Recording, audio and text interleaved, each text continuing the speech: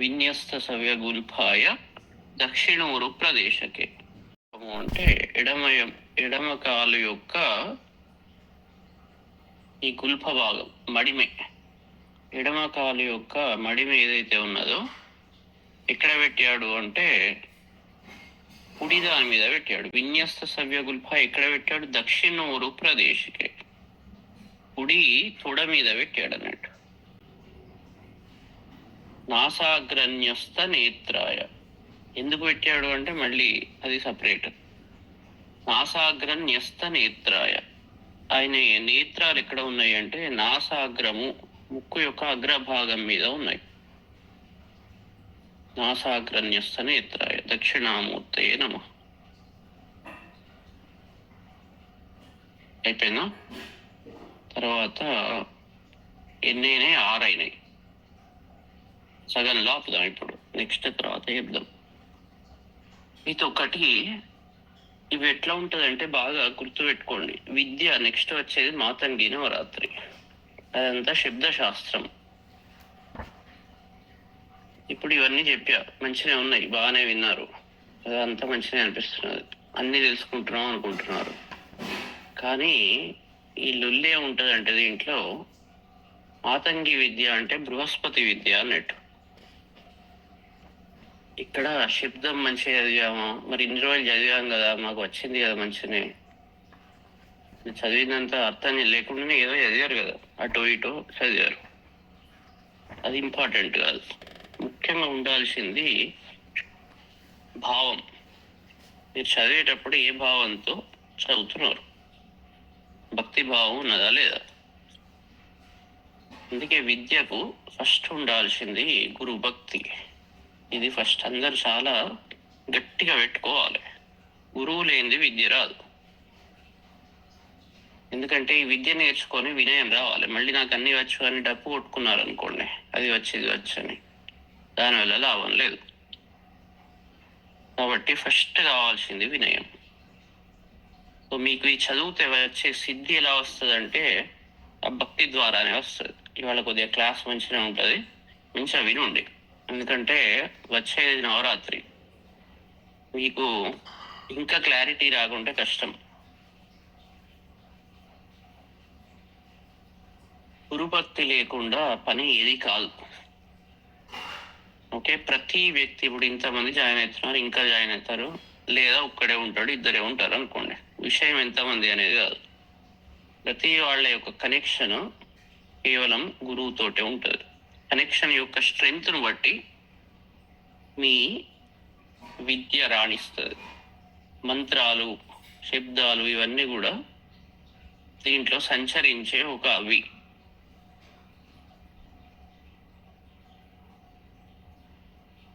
ఆ మంత్రసిద్ధి రావాలంటే మీకు కంపల్సరీ ఒకటే అహంకారం అనేది పోవాలి అంటే ఒకటే అది ఉండాలి, డైరెక్షన్. అది లేకుండా ఏది చదివినా కూడా నేను అది చదివా, సరస్వతివి చదివా, ఇంకేదో చదివా 100 పెట్టుకొని ఏది కూడా సరిగ్గా సక్సెస్ కాదు. అది పద్ధతి కాదు అసలు.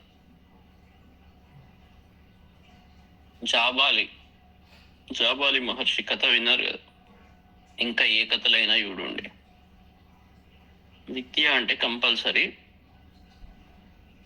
అదొక శబ్దం ఏం చేస్తుంది అంటే భావాన్ని ఇస్తుంది. వాగర్థావివ సంపృక్తో వాగర్థ ప్రతిపత్తి. అర్థము అంటే జస్ట్ ఈ పై మీనింగ్ కాదు, దాని లోపల ఉండే భావం సరిగ్గా లేకుంటే ఈ పైన కనబడే శబ్దము అర్థము రెండు సరిగ్గా రాణించవు. కాబట్టి ఫస్ట్ భావ పుష్టి అనేది ఉండాలి. భావం తేడా వచ్చింది అంటే మీరు ఎన్ని చదివినా, ఎన్ని జపాలు చేసినా దాంతో ఫలితం ఉండదు, నెగిటివ్ ఇంపాక్టే ఉంటుంది. ఉన్నదంతా భావంలో ఉన్నది. ఆ భావం సరిగ్గా లేకుంటే మాతంగి సిద్ధి రాదు. చాలా క్లియర్గా చెప్తున్నా, ఇది మంచిగా గుర్తుపెట్టుకోవాలి. మాతంగి సిద్ధి రావాలంటే భావము సరిగ్గా ఉండాలి. శ్యామలాదేవి అంటేనే ఆ భావానికి ప్రతీక. మరి భావం ఎట్లా వస్తుంది అంటే మీరు వర్కౌట్ చేయాల్సిందే భావశుద్ధి మీద వర్కౌట్ చేయాలి. ఏమేం చదవాలి అనేది అడుగుతున్నారు, కానీ ఏమేంటి అనేది భావశుద్ధి చేయడానికి ఏమేం చేయాలన్నా అవన్నీ చేయాలి. ఎలా జరుగుతుంది మరి, ఏం చేయమంటారు అంటే అదంతా న్యాచురల్గా జరగాలి. మీకు అసలు ఫండమెంటల్గా తెలిస్తే విషయం ఏంటి అనేది దాని మీద వర్కౌట్ చేస్తారు. అసలే తెలియకుంటే ఏం చేయాలో తెలియకుంటే ఎట్లా చేస్తారు? ఇది ఒక ప్రొసీజర్ కాదు. ఇది మళ్ళీ ఇట్లా చేయాలి, ఇది చేసుకోండి అని చెప్పడానికి లేదు. ఇప్పుడు ఒక పెళ్లి చేసుకున్నారు, ఎలా ఉండాలి అంటే ఎలా ఉండాలి అనేది మీకు తెలియాలి. రిలేషన్ ఎలా ఉండాలి అనేది కదా. రిలేషన్ ఎలా ఉండాలి అని ఏం చెప్తారు? పైన ఏదో కొన్ని చెప్తారు. కాబట్టి విద్య అనే దాంట్లో ఉండాల్సింది మీ గురువుతో ఉండే సంబంధం. ఇది చాలా ఇంపార్టెంట్గా పెట్టుకోవాలి. ఆ సంబంధంలో మీకు ఆ ఎమోషన్లు ఏమైనా తేడా వచ్చిందంటే, సంబంధం అంటే ఏదో అదేని కాదు, మీ భావం కరెక్ట్ లేదనుకోండి, లేకుంటే మీకు నేర్చిన ప్రతిదీ అహం తయారవుతుంది, అహాన్ని వృద్ధి చేస్తుంది. మీ భావం ఇది మీ లోపల ఉండే భావం.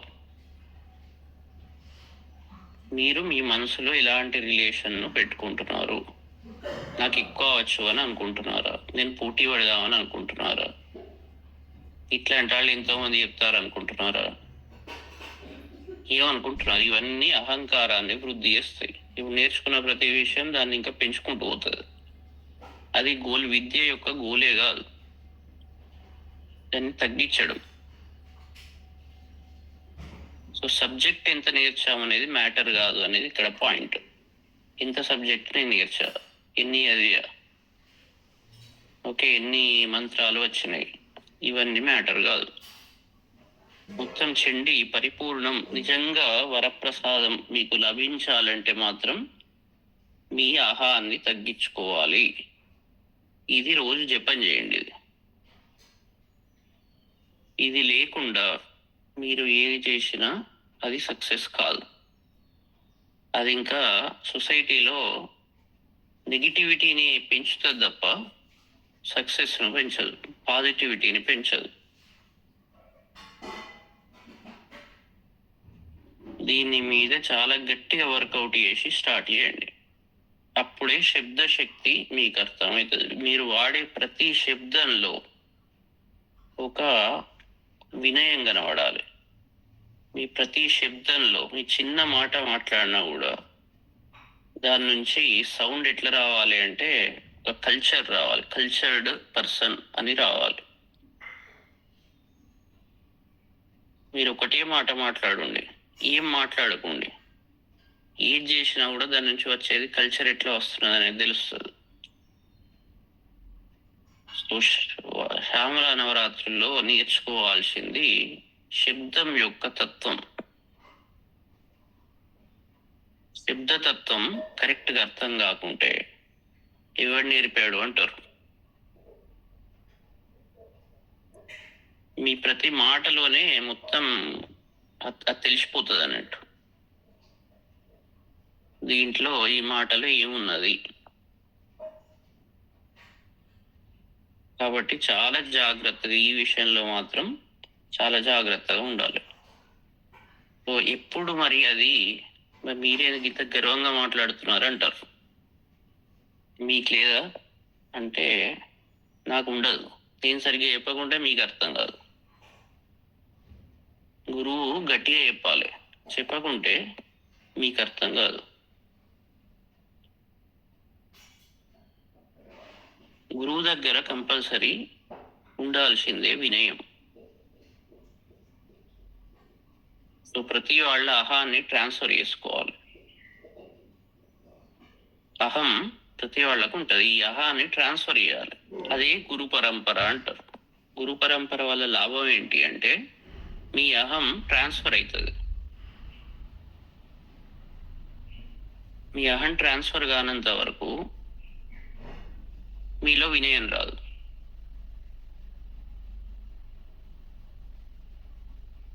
అర్థమవుతుందా?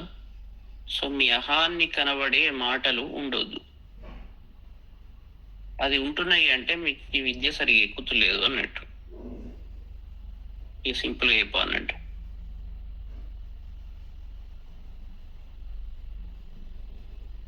విద్య యొక్క పర్పస్ దానిలో ఎట్లా కనబడాలి అంటే ఇక్కడి నుంచి వచ్చింది అంటే పలానా, నేను ఆయన మాట వినలేదు, ఆయన ఉన్నప్పుడు కూడా ఇట్లనే ఉంటారు, అట్లా చేయను. తర్వాత దీంట్లో కంపారిజన్స్ ఉండవద్దు, ఎక్కడ కూడా ఎవరిని కంపేర్ చేయకూడదు ఇంకోళ్ళ గురించి. ప్రతి గురువుకు ఒక శిష్యునితో మాత్రమే కనెక్షన్ ఉంటుంది. ఇప్పుడు 100 మంది ఉన్నా ఒకటి బాగా ఒకసారి ఆలోచించండి మ్యాథమెటికల్గా. ఇక్కడ ఒక 20 మంది ఉన్నారు, ఇక్కడ నేను 21. ఇక్కడ చెప్తున్నాను, నా మాట మీ అందరి చెవుల్లో పడుతున్నది. మీరందరూ నన్ను చూడాలి కానీ మళ్ళీ పక్కవాడు ఏమనుకుంటున్నాడు, వాడెట్లా ఉన్నాడు, వీడెట్లా ఉన్నాడు అని చూడొద్దు. చూస్తే ఏమవుతుందంటే ప్రతివాడి కనెక్షన్, ప్రతివాడు పక్కవాడిని చూసుడు మొదలుపెట్టాడు అనుకోండి, అది నాయిస్ తయారై కొన్ని వందల సంఖ్యల్లో కనెక్షన్స్ అవుతాయి, వేల సంఖ్యల్లో అయ్యి మీరు మొత్తం కన్ఫ్యూజ్ అయిపోతారు. ద్రోణాచార్యుడు అర్జునుడిని అన్నాడు, అర్జునుడు అందరిని అడిగాడు, అక్కడ పండును కొట్టుండి ఏం కనబడుతున్నది అంటే ఒక అర్జునుడు పండే కనబడుతున్నది, ఓడు ఆకులు కనబడుతున్నాయి అంటాడు, ఓడు చెట్టు కనబడుతున్నాయి, ఓడు కొట్టేటాళ్ళు ఒక్కొక్కటి చెప్తాడు. మీరు కరెక్ట్ మీ ఫోకస్ నేను చెప్పే దాని మీద ఉండాలి కానీ పక్కవాడు ఏమనుకుంటున్నాడు, వాడెంత వరకు నేర్చుకున్నాడు, వీడెంత వరకు నేర్చుకున్నాడు, ఎవరి లెవెల్ వాళ్ళది. ప్రతి వాళ్ళు ఎవరి లెవెల్లో వాళ్ళు ఉంటారు. ఎవరి లెవెల్ అయినా అన్ని ఫేజెస్ ఎవరైనా పోవాల్సిందే. వీళ్ళు ఎవరైతే ఉన్నారో అందరూ వాళ్ళ ఫేజెస్ పోవాల్సిందే. ఎవరి లెవెల్లో ఉన్నారని ఎవరు గుర్తుపట్టలేరు, మీకు అర్థం కాదు. అది పై మాటలతో ఎవరు చెప్పలేరు, అది ఒక గురువుకి అర్థమవుతుంది. అందరినీ బేరీ చేసే ఓపిక ఒక గురువుకే ఉంటుంది. వాళ్ళు ఇంత నాన్ సెన్స్ లో ఉన్నా, స్టేట్ లో ఉన్నా అతను మాత్రమే బేరీ చేయగలుగుతాడు. ఎందుకంటే ఇది ఒక శుద్ధి కార్యక్రమం కాబట్టి, గైడెన్స్ కాబట్టి, వాడు పుట్టంగానే పువ్వు పరిమళించదు కాబట్టి వాళ్లకు డైరెక్షన్, మార్గదర్శనం చేసుకుంటూ పోతాడు. కాబట్టి ఎవ్వరు కూడా ఇంకొకళ్ళు ఎట్లా ఉన్నారు అని అది చేసుకోకూడదు. పక్క స్టూడెంట్ ఎగ్జామ్ రిజల్ట్స్ వచ్చాయి, నాకెంత వచ్చింది ఫస్ట్ క్లాస్, ఒకడు ఫెయిల్, ఇంకెవరెవరు ఫెయిల్ అయినారు అని వాడు చూస్తుంటాడు అన్నట్టు పక్కకు. నాకేం కావాలి అనేది నేను చూసుకోవాలి, పక్క వాడికి ఏం వచ్చింది అనేది ఇంపార్టెంట్ కాదు. సో మీ పర్పస్, మీ ఫోకస్ గురువు మీద ఉండాలి, అక్కడి నుంచి వచ్చే విద్య మీద ఉండాలి, మీ డెవలప్మెంట్ మీద ఉండాలి, మీ యొక్క ఇంప్రూవ్మెంట్ గురించి ఆలోచించుకోవాలి. వేరేది ఏది చూడకూడదు. చూస్తే ఏమవుతుందంటే కన్ఫ్యూజన్ క్రియేట్ అవుతుంది. అది మంచి సత్శిష్యుని లక్షణం కాదు. మీ ఫోకస్ మీ డెవలప్మెంట్ మీదనే ఫోకస్ చేసుకోండి. నేను ఎక్కడ ఉన్నా ఇలా ఇంప్రూవ్ కావాలి, ఏం ఫాల్ట్స్ ఉన్నాయి, ఏం నేర్చుకోవాలి, ఏంటి. పక్క ఉన్న ఎవరితో మీకు కంపారిజన్ అవసరం లేదు, వాళ్ళు ఏం చేస్తున్నారు సంబంధం లేదు, ఇలా నేర్చుకుంటున్నారు, వాళ్ళ ఫాల్ట్స్ ఏంటి, ఏది మీకు అవసరం లేదు. ఇది పద్ధతి, నేర్చుకునే పద్ధతి. లేకుంటే ఎప్పుడు కంపారిజన్స్ తోటే మీ టైం అంతా వేస్ట్ చేసుకుంటారు. ఇంప్రూవ్మెంట్ అనేది డైరెక్ట్ మీ మీద ఫోకస్ చేసుకోకుండా పక్క వాళ్ళతో కంపారిజన్ చేస్తుంటారు. ఎప్పుడు సంబంధం గురు శిష్యుల మధ్యనే ఉంటుంది, పక్క వాళ్ళతో ఉండదు. మీ మొత్తం ఇంప్రూవ్మెంట్ అంతా దీని బేస్ మీదనే ఉంటుంది.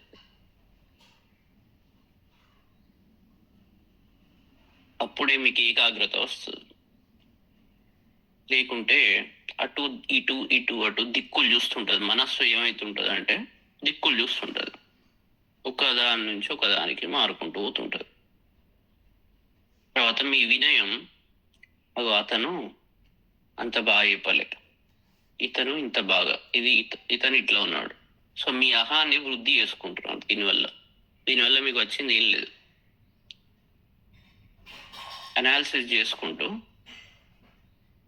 ఒకటి బృహస్పతి భార్య తార స్టోరీ ఉన్నది.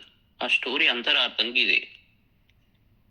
తారాను చంద్రుడు అది చేయడం, దాని నుంచి బుధుడు పుట్టడం, ఈ స్టోరీ ఏదో అనుకుంటున్నారు కానీ అంతరార్థంకి ఇవే.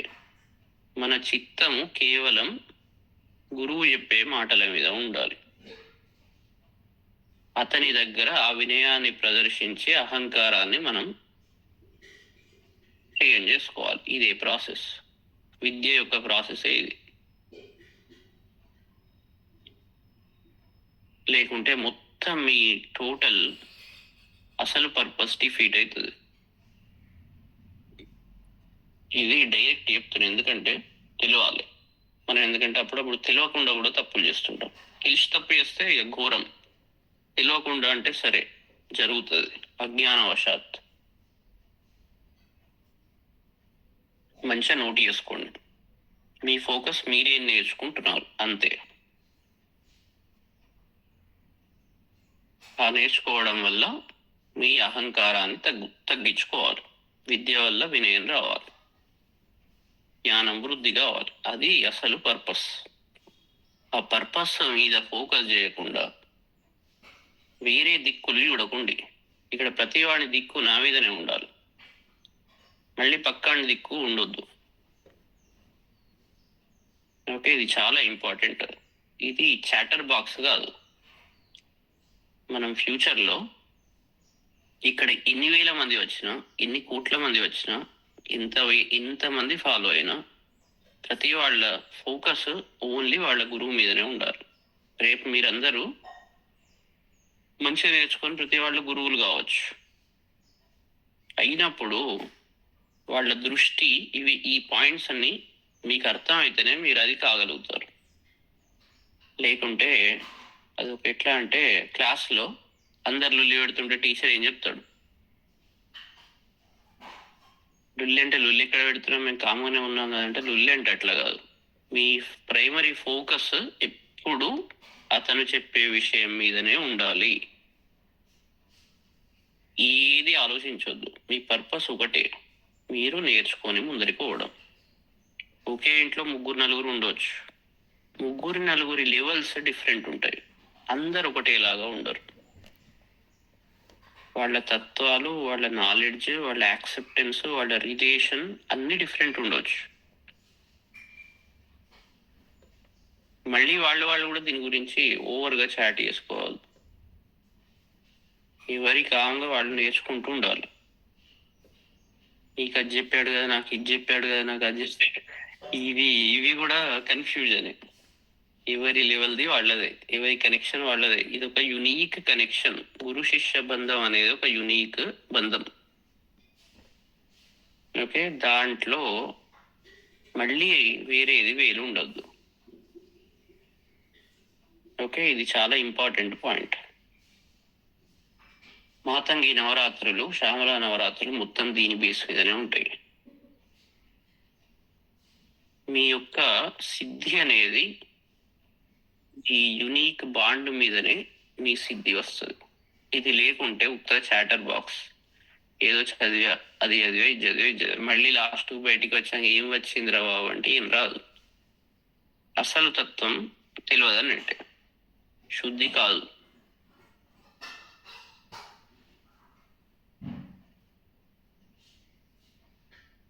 ఓకే, ఇది చాలా స్ట్రిక్ట్గా పెట్టుకోండి. ఇది ఆర్గనైజేషన్ కాదు. ఆర్గనైజేషన్ అంటే అర్థం ఏంటి అంటే, ఇన్ని వేల కోట్ల మంది వచ్చినా, ఇంతమంది విన్నా, నేర్చుకున్నా, ఇది ఒక కామన్ థీమ్. ఎవరి గురువుతో వాళ్ళ సంబంధం ఇలానే ఉండాలి. ఇదే శాస్త్రం చెప్పే డైరెక్షన్. ఈ డైరెక్షన్ ఫాలో కానంత వరకు విద్యాసిద్ధి రాదు. ఎంతమంది వచ్చారు, ఏంటి లేయర్స్, ఇవన్నీ యాక్చువల్గా ఏమీ ఉండవు. మీకు సంబంధం మీ గురువుతోనే ఉండాలి. సంబంధం ద్వారానే విద్య మీకు వస్తుంది, అంతే. చాలా సింపుల్. ఎవరికైనా డౌట్లు ఉన్నాయా చెప్పండి. మంచి ఒక సేపు శ్వాస తీసుకొని మంచిగా ఆలోచించండి. ఆలోచించి డౌట్లు 1 minute తర్వాత రేజ్ చేయండి. ఇది చెప్పింది చాలా ఇంపార్టెంట్ పాయింట్. ఇది సరిగ్గా అర్థం కాకుంటే ఎట్లనైతే భార్య భర్త దగ్గరికి పోతే వాళ్ళ రిలేషన్ వాళ్ళ మధ్యనే ఉంటుంది. మిగిలిన వాళ్ళ అత్త మామలు ఉంటారు, ఇంకెవరు ఉంటారు, చుట్టాలు ఉంటారు, పక్కాలు ఉంటారు. అవన్నీ secondary connections. Okay, primary connection మీదనే మీకు ఫోకస్ ఉంటుంది. సెకండరీ కనెక్షన్స్ ఇంటర్ఫియర్ అయినారనుకోండి వీళ్ళ దాంట్లో, అప్పుడు ఇది వస్తుంది.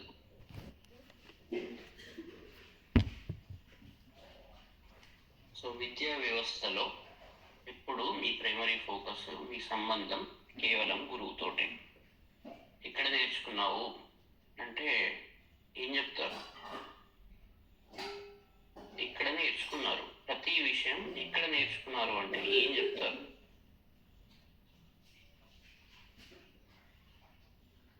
ఒక విషయం ఉన్నది కరెక్ట్గా, సంబంధంలో నిజాయితీ ఉండాలి, మీ మాటల్లో నిజాయితీ ఉండాలి కదా.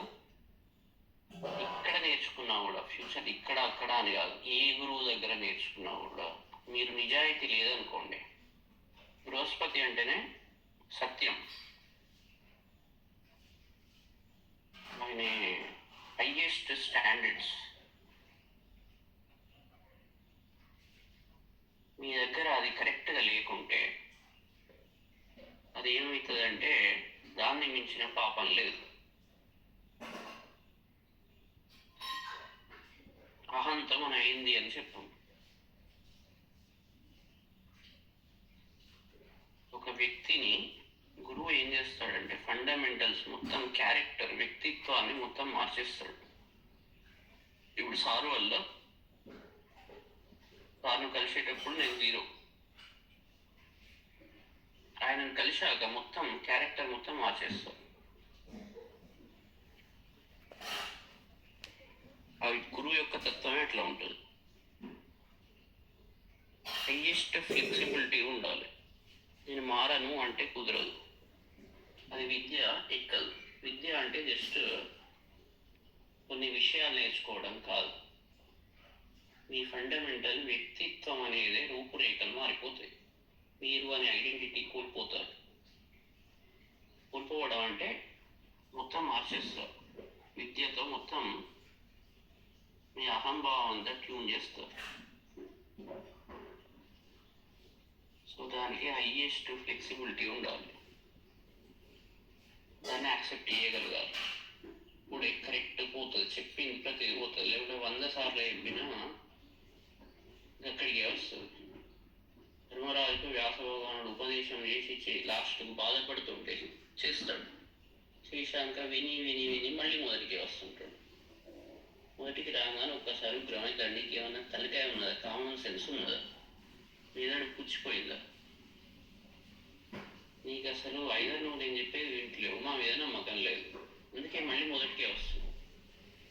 మొత్తం చెప్పాక కూడా మళ్ళీ మొదటికే వస్తుంది. ఇది ఎప్పుడు వస్తుంది అంటే అహంభావం ఉన్నప్పుడు వస్తుంది. అప్పుడు ధర్మరాజు లైన్లోకి వస్తాడు. అంటే అట్లాంటి వాళ్ళకి కూడా వస్తుంది.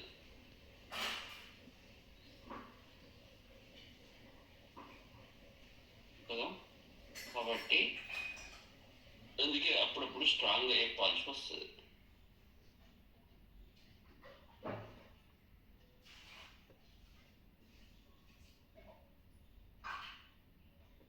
ఓకే, ఒక్కసారి మంచిగా ఆలోచించుకోండి. ఇది కారం ఉంటుంది కానీ అర్థం మొత్తం కరెక్ట్గా అర్థమైతే నీకే మంచిది. ఎందుకంటే భగవంతుడు ఇచ్చిన జన్మలో మళ్ళీ మనం విద్య ద్వారా ఇంకా హాని పెంచుకొని చేయడం ఎప్పుడు మంచిది కాదు. గట్టిగా శుద్ధి చేసుకోవాలి. శ్యామలాదేవి అంటేనే పూర్తిగా కడిగేది. తన కళల ద్వారా, విద్య ద్వారా మనిషిలో ఒక భగవతత్వాన్ని ప్రవేశపెట్టేది. అట్లాంటిది పెట్టే ముందు మనం పూర్తి కడుక్కోకుంటే, దాంట్లో అన్నం పెట్టుకుంటే బాగుండదు. మొత్తం కడగంది దాంట్లో అన్నం పెడితే ఎట్లా ఉంటుంది? చిండాలంగా ఉంటుంది. అందుకే ఇప్పుడు మాత్రం గట్టిగా కడుక్కోండి ఒకసారి. ఓకే, 2 నిమిషాలు బ్రేక్.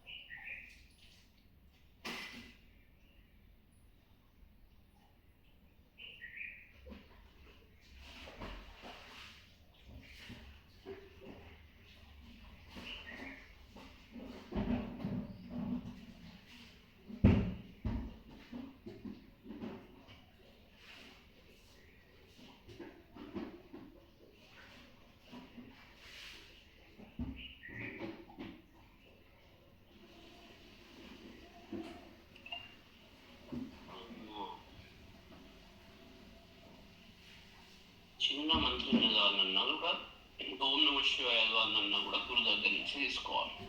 ఎవరైనా ఏదైనా చదువుకోవచ్చు అంటే నో, శాస్త్రం అది ఒప్పుకోదు. ఇంటర్నెట్లో దొరికింది, బుక్లో దొరికింది, ఎందుకు చదువుకోరాదు? అది కూడా చదువుకోరాదు. ఎందుకంటే పర్పస్ ఏది పడుతుంది, కూర్చొని చదువుడు కాదు. దానివల్ల వచ్చేది ఏం లేదు.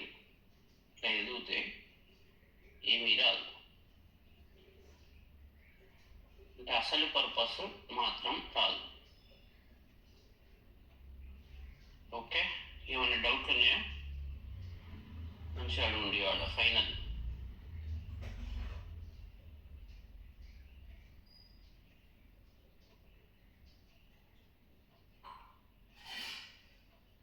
ఇక్కడ కూడా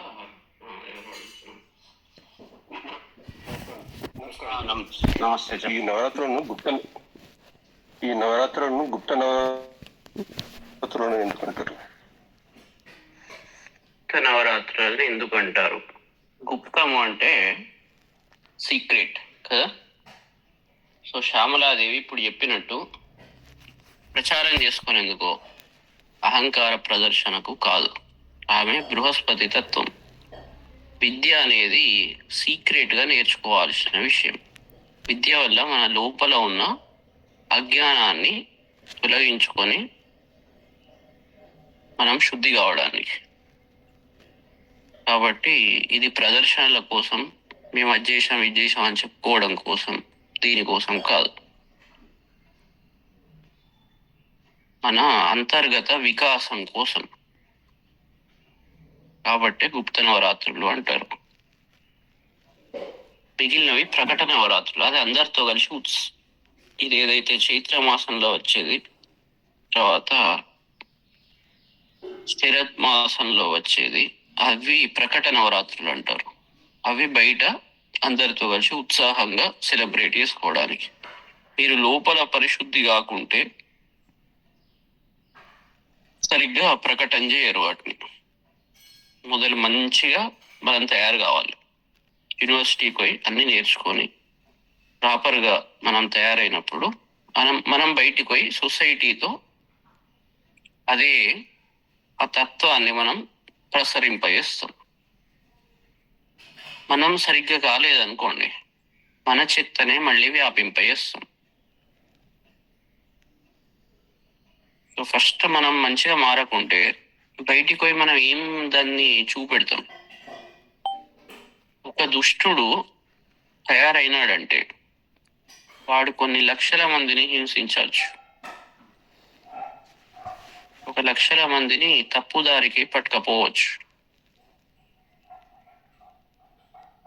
కాబట్టి ఫస్ట్ మనం మంచిగా మారాలి. అప్పుడే మీరు బయటికి పోయి రైట్ మార్గదర్శనం చేయగలుగుతారు.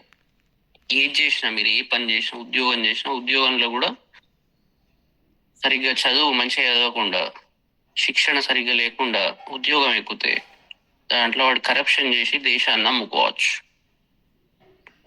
ఎందుకంటే వాడికి సరైన ఎథిక్స్ రాకుంటే ఏం చేస్తాడు? బయటికి పోతాడు, అదే పని చేస్తాడు. అవకాశం వచ్చింది అంటే దేశాన్ని నమ్మొచ్చు. అందుకే శక్తి వచ్చే ముందర పరిపూర్ణ శుద్ధి రావాలి. శుద్ధి సహజంగా జరుగుతుంది, కానీ అది ఆ ప్రాసెస్ మీకు అర్థం కావాలి. గుప్త నవరాత్రుల పర్పస్ ఏంటి అంటే, మీరు ఎంటర్ అయినప్పటి నుంచి అజ్ఞానంతో ఎంటర్ అయినారు, అహంకారం ఇవన్నీ లక్షణాలతో ఎంటర్ అయినారు. బయటికి వచ్చే వరకు అన్నీ శుద్ధి అయిపోయి వ్యక్తిగత వికాసం రావాలి.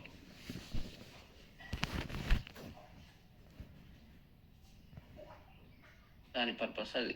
అందుకే గుప్త నవరాత్రులు అంటారు. లోపల జరిగేది కాబట్టి ప్రాసెస్. శరణవరాత్రులు ప్రథమం శైలపుత్రి నుంచి ద్వితీయం బ్రహ్మచారిణి అన్నట్టుగా ఈ 9 రోజులకు శ్రావణ అలంకరణ కూడా అవతారాలు కూడా ఏమైనా ఉంటాయా గురుగారు? వాటి ప్రాముఖ్యత ఏమైనా ఉంటుందా? ఈ రోజుకి ఇది ఉండాలి అన్నదానికి అట్లా రకరకాల గుళ్ళల్లో వేరే వేరే గుళ్ళల్లో వేరే వేరే రకంగా చేస్తున్నట్లు మళ్ళీ గుడికే వస్తుంది. శాస్త్రంలో ఏమైనా ఉందా అని. దేహో దేవాలయ శాస్త్రం అంటే ఏంది? ఫస్ట్ దేహో దేవాలయ ప్రోక్తో జీవో దేవ సనాతన యజేద్ అజ్ఞాన నిర్మాల్యం సోహం భావేన పూజే. ఇది శాస్త్రం. ఫస్ట్ అంతర్గత శుద్ధి. దేవాలయం అంటే మీరు ఎప్పుడు బయటనే చూస్తున్నారు, ఇదే ప్రాబ్లం అవుతుంది. ఎంత చెప్పినా మళ్ళీ మొదటికి ఎందుకు వస్తున్నది అంటే, దృష్టి ఎప్పుడు బయటికి పోతున్నది, దృష్టి లోపలికి పోవాలి. దేహమే దేవాలయం. దేహో దేవాలయ ప్రోక్తం, మీ దేహమే దేవాలయం. జీవో దేవ సనాతనం. ఆ జీవము అజ్ఞానవశాత్తు ఇలాంటి వాడితో కూడుకొని ఉన్నది.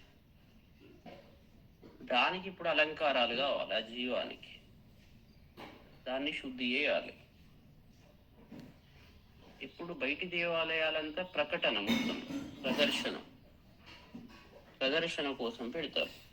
అది ప్రదర్శన అనే పర్పస్ లో పెట్టారంటే అక్కడ మొత్తం పర్పస్ డిఫీట్ అవుతుంది. దాని పర్పస్ దేవిని అక్కడ అలంకారం, పూజ కోసం ఎందుకు చేస్తాం మనం?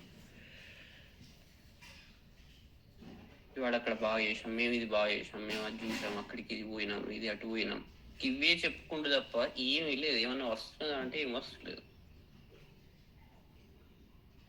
మీ లోపల ఫస్ట్ అలంకారాలు పెట్టుకోవాలి, 9 రకాలు పెట్టుకున్నప్పుడు. అందుకే ఈ గుప్త నవరాత్రులు లోపల చేయాల్సిన ప్రక్రియ. పేర్లు చెప్తే ప్రతి పేరు అనేది ఒక తత్వంతో లింక్ అయి ఉంటుంది. పేర్లు చెప్పంగా లాభం లేదు. శైలపుత్రి అంటే ఏంటి? ఆమె తత్వం ఏంటి? శైలపుత్రి ఫలానా లెక్క అలంకారం అయిపోయింది. నెక్స్ట్ ఏంటి? దాని నుంచి ఏం తెలుసుకున్నారు?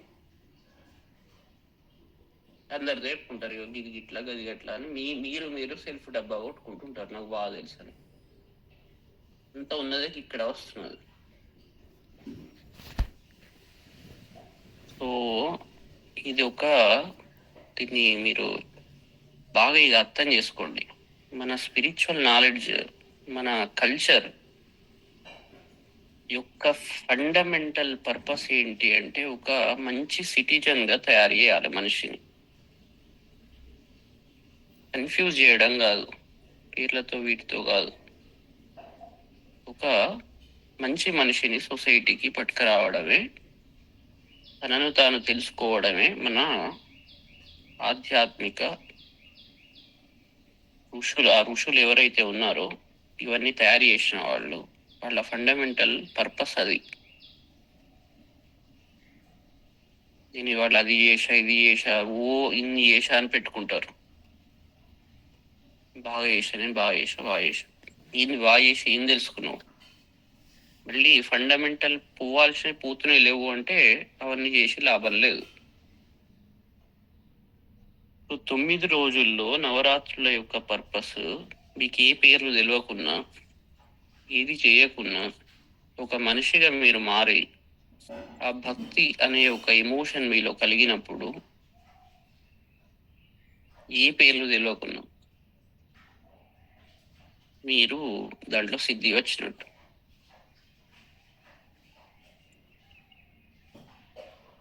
అర్థమవుతుందా?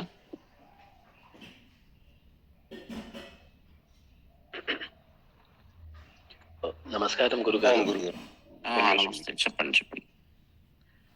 అంటే నేను జాయిన్ అయ్యి 4 days అయిపోయింది, 3 days అయింది. సో నేను వింటున్నాను మీ అంటే సెషన్స్. సో చాలా బాగున్నాయి. మేము ఇక్కడ హైదరాబాద్లో ఉంటాం. ఒక క్వశ్చన్ ఏంటంటే గురువు గారు, ఇప్పుడు ఈ దశమహావిద్యలలో ప్రతి భగవతికి నవరాత్రాలు ఉంటాయా, లేకపోతే కొన్ని వాటిలకి? ఇప్పుడు అంటే మనం శరద్ నవరాత్రాలు నవదుర్గలది చేస్తాము పూజ. ఇప్పుడు మీరు అన్నది గుప్త నవరాత్రాలు, తర్వాత వారాహి నవరాత్రాలు అంటారు. ఓకే, సో అది ప్రతి దశ మహావిద్యకి అలా ఉన్నాయా, లేకపోతే అది సెలెక్టెడ్ గాడెసెస్ అంటే భగవతులకు ఉంటాయా అట్లా? ఓకే, గుడ్ క్వశ్చన్, కానీ మంచి డీప్ క్వశ్చన్. యాక్చువల్ దశ మహావిద్యలు అనేవి కూడా ఇప్పుడు దేవి ఒకటే మనిషి 10 రూపాల్లో కనబడతాడు రోజు. ఇప్పుడు నేను కొద్దిగా తిట్టుకుంటూ కనబడుతున్నా, ఉగ్రంగా కదా, ఒకసారి మంచి శాంతంగా చెప్పుకుంటూ కనబడుతున్నా.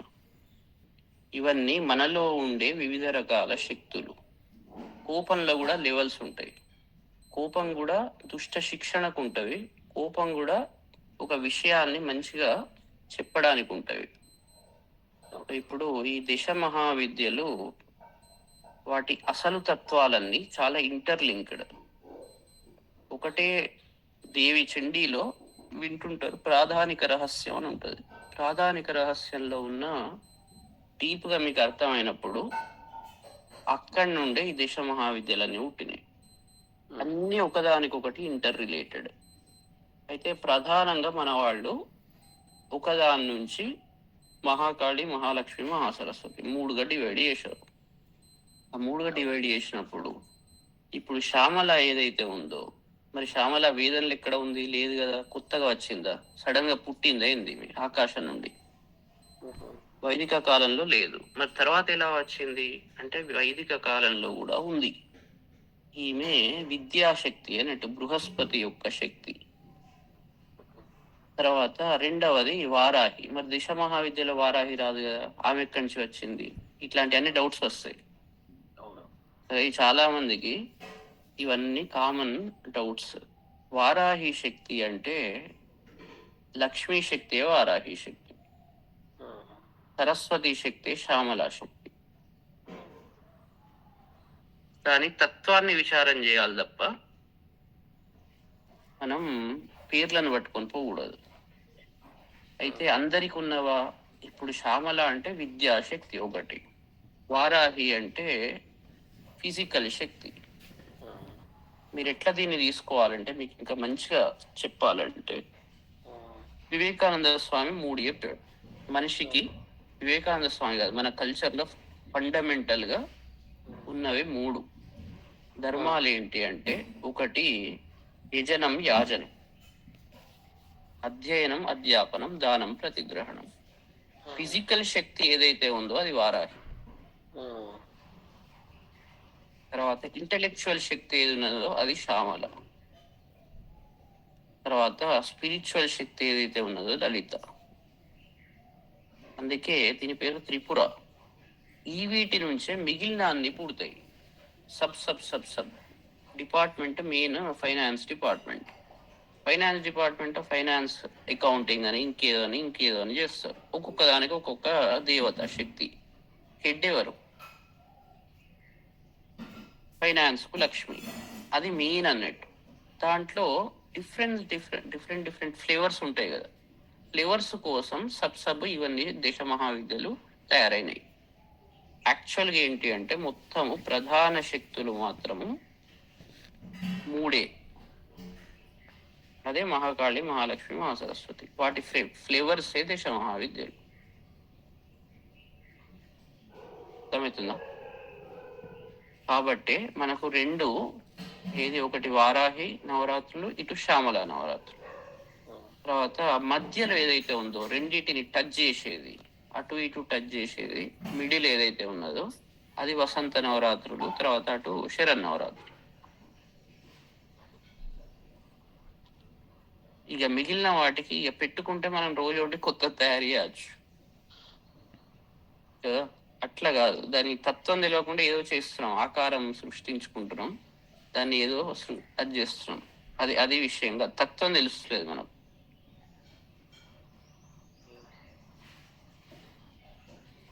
అర్థమవుతుందా? సో ఎవరైనా క్వశ్చన్ అడిగితే మరి శ్యామల లేదు కదా వైదిక కాలంలో, సడన్ గా ఎక్కడి నుంచి వచ్చింది అని అంటే ఎట్లా ఆన్సర్ చేస్తాం? అంటే శ్యామల ఉంది, వేరే పేర్లతో ఉంది. ఇప్పుడు మిమ్మల్ని ఏంది ఇంట్లో ఒకటి పిలుస్తారు, బయట ఒక పేరు ఉండొచ్చు. ఓకే, ఇంకెవరన్నా మీ పిల్లలు ఇంకో రకంగా పిలవచ్చు, ఇంకెవరన్నా ఇంకో రకంగా పిలవచ్చు. ఎండ్ ఆఫ్ ద డే మీరే, మీ తత్వం మీదే. శ్యామల తత్వము అంటే విద్యా తత్వం, విద్యాదేవత, బృహస్పతి తత్వం అన్నట్టు.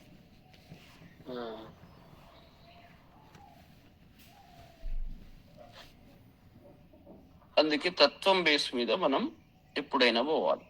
ఫిలాసఫీ అందుకే తత్వవేత్త, అందుకే కంపారిజన్ కూడా చేస్తే తత్వదర్శనం కానంత వరకు మిగిలిందంతా టైంపాస్.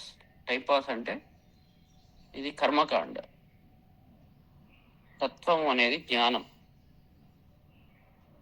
జ్ఞానం తెలియకుండా కర్మ చేసుకుంటూ పోతే ఎట్లా ఉంటదంటే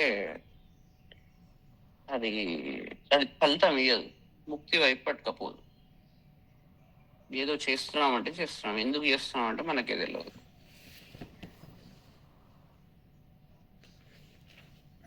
అంటే ఒక్కొక్కళ్ళు ఒక్కొక్కటి చెప్తారు, వాళ్ళకి తెలిసింది ఎవరు అట్లా ఇట్లా ఉంటుంది. బిజినెస్ కోసం అందరు ఏదో చెప్తుంటారు. ఇప్పుడు వాళ్ళకి ఏదో పెడితే వాళ్ళకి అది రావాలి, బిజినెస్ కావాలి కదా.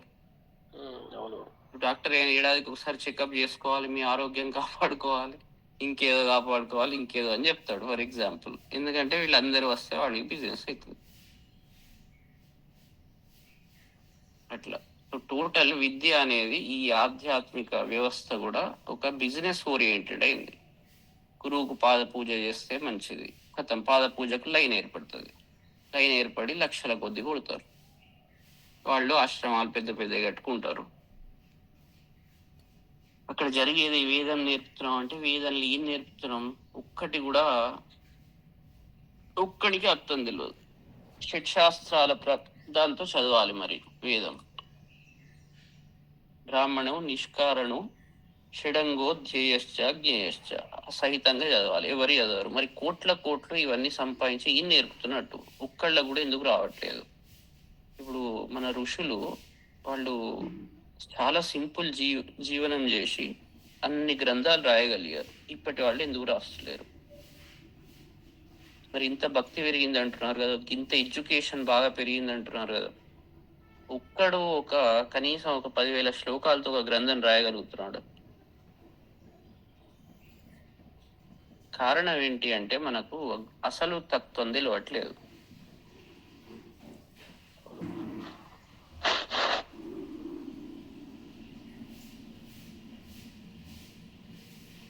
దిశ మహావిద్యల మీద కావ్యకంఠ గణపతి అని రమణ మహర్షి శిష్యుడు, ఆయన బుక్ రాశాడు, చదవండి. డీప్ సూత్రాలతో ఉంటుంది అది. ఆ తత్వం ఎట్లా వచ్చింది ఏంటి ఇట్లా ఉంటది. అంటే చదివితే గాని మనం ఏంటంటే ఆ విషయాలే తెలియట్లేదు. మనం ఓన్లీ చేసుకుంటున్నాం ఆ పూజలు అవి. ఇక ఒకడేమో మొత్తం ఫోన్లోనే అందరికి ఉపదేశాలు ఇస్తాం. 10,000 ప్రతి వాని దగ్గర 1,000 రూపాయలట. ఇట్లా ఉన్నది వ్యవస్థ. ఇప్పుడు వారాహి నవరాత్రులు అంటే అందరి దగ్గర డబ్బులు ఉన్నాయి. ఇవాళ రేపు డబ్బులు లేని వాడే లేడు. వాడు సెషన్ పెడతాడు, అందరికీ చేసుకోవాలని ఉంటుంది ఆనందం. కంపల్సరీ నవరాత్రులు చేసుకోవాలి, మంచిదే, భావం మంచిదే. మరి మంత్రం చదవాలి, ఎట్లా మంత్రం లేదు కదా అనగానే ఆ సెషన్ పెడతాడు గురువు. పెట్టి అందరికీ ఉపదేశం ఇస్తాడు ఆన్లైన్. ఎంత 1000 మంది ఉంటారు, మనిషి 1000 ట్రాన్స్ఫర్ చేయాలి, బుక్ చేసుకోవాలి. ఒక్క నిమిషంలో 10 లక్షలు వచ్చేవాడికి.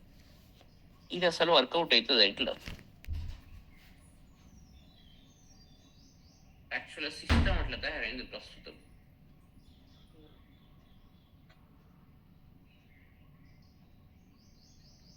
తర్వాత ఇంతమంది ఇప్పుడు ఈ సత్యం మాట్లాడాలంటే కొంచెం గట్టిగానే ఉంటుంది. ఇంతమంది తయారైనారు, 1000 మంది ఫాలోవర్స్ ఉన్నారు. తన భక్తులు వీళ్ళు ఇన్ని చేస్తున్నారు పూజలు, కరప్షన్ లేకుండా పని చేయాలి. అది చేయకుండా కరప్షన్తో సంపాదించిన డబ్బుతో వీడి యజ్ఞాలు గుళ్ళల్లో ఇస్తే వీడికి ఏమైనా పుణ్యం వస్తుందా? వీడు చేసిన పాపాలన్నీ పోయి గంగా నదిలో మునిగితే వీడి పాపాలు పోతాయి. గంగా నదిలో రోజు కొంగలు మునుగుతున్నాయి, వాటికి మోక్షం వస్తున్నదా? ఈ క్వశ్చన్స్ అన్ని న్యాచురల్గా రావాలి.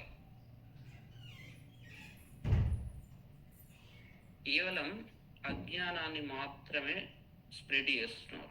మనిషి వ్యక్తి వికాసం మీద ఫోకస్ అనేది పోయింది. మీరు ఏ మంచిగా గ్రంథాలు కరెక్ట్గా చదవండి, దాంట్లో వ్యక్తి వికాసమే ఉన్నది తప్ప ఈ పిచ్చి అయితే లేదు ఎక్కడ. ఒరిజినల్గా మీరు భారతం చదవండి, రామాయణం చదవండి, అదే కదా ప్రధానం. మనకు కొంచెం ఎక్స్పాండ్ చేసి చెప్పింది అవే కదా. దాంట్లో వ్యక్తి వికాసమే ఉన్నది. కానీ రాముడు అడవికి ఎందుకు పోయినాడు? వశిష్ఠ మహర్షి ఉండగా అడవికి ఎందుకు పోవాల్సి వచ్చింది? శ్రీకృష్ణుడు, వ్యాస భగవానుడు ఇంతమంది ఉండగా పాండవులు వనవాసానికి ఎందుకు పోయినారు? అంటే ఎందుకు పడ్డారు, ఎందుకు కష్టపడ్డారు? ఇప్పుడు ఎట్లా చెప్తున్నారు? దేశ మహావిద్యల హోమాలు ఒక్క నిమిషం ఇది చేస్తే మీకు అన్నీ అయిపోతాయి. ఇంటర్నెట్ మొత్తం అదే ఉన్నది. నీ తెల్లారే కావాలి పనులు. అంటే ఎవ్వరికి ధైర్యంతో పని చేసుకునే అది లేదు, నిమిషాల్లో పనులు కావాలి. ఇలాంటి తత్వం వచ్చిపడ్డది. అసలు ఫోకస్ చేయాల్సింది మన వ్యక్తిత్వాన్ని మార్చుకోవాలి మనం.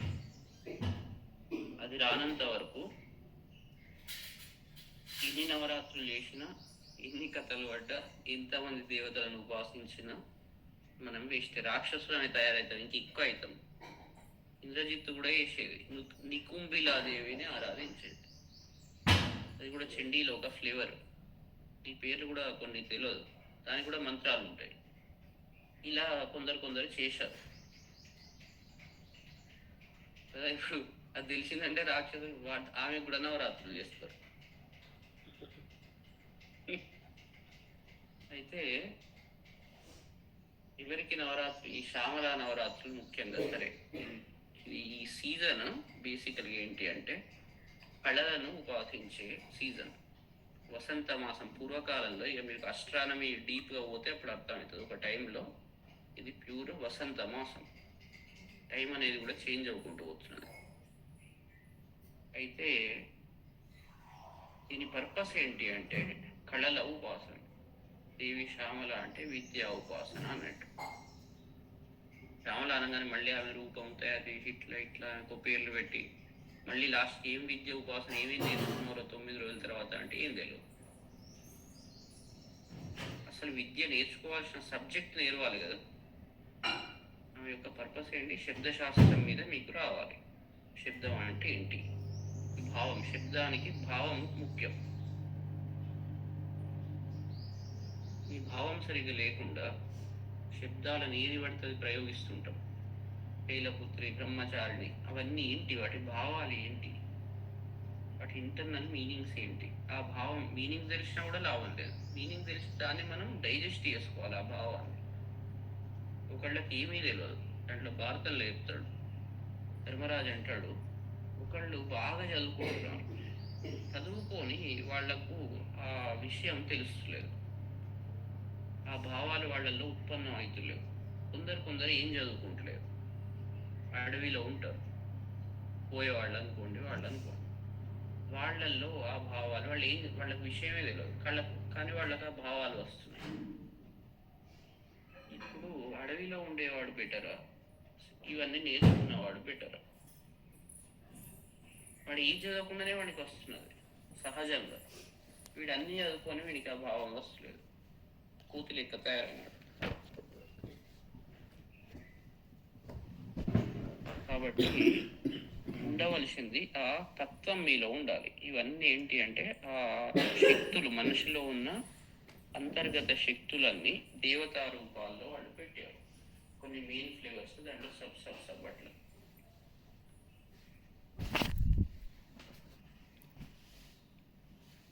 ఇప్పుడు గణపతి అంటే ఇది, ఆయన తత్వం ఏంటి, కుమారస్వామి తత్వం ఏంటి, ఈమె దేవి గణపతిని ఆ రకంగా ఎందుకు చేసింది, అసలు ఇవి ఏంటి కథల, ప్రతి ఒక్క వీటి అంతరార్థాలు ఏంటి, వాటి మీద అసలు చిత్తమే లేదు. ఇవాళ చేసాం మంచిగా, అది చేసాం, 100 మంది వచ్చారు, ఇది చేశారు, కథం అయిపోయింది. ఫిలాసఫీ మీద దృష్టి లేదు. దృష్టి లేనప్పుడు ఏమవుతుందంటే, ఇది ఎప్పుడు దృష్టి వస్తుంది అంటే, మనం దాని గురించి మంచి తీక్షణంగా ఆలోచించినప్పుడు, మనం మారాలి అనే యొక్క చిత్తం ఉన్నప్పుడు, మన భావం సరిగ్గా ఉన్నప్పుడు మన దృష్టి వాటి మీద పోతుంది. మన భావం సరిగ్గా లేకుంటే, ఓన్లీ డప్పు కొట్టుకోవాలనే చిత్తం ఉంటే, ఇప్పుడు చెప్పే మాటలు ఏవి కూడా రుచించవు. ఇప్పుడు ఇవి కూడా ఎట్లా ఉంటుందంటే, ఇది చెవులకు ఇంపుగా ఉండదు, కొందరికి మంచిగా ఉంటుంది, కొందరికి మంచిగా ఉండదు. రీజన్ ఏంటంటే వాళ్ళ తత్వం.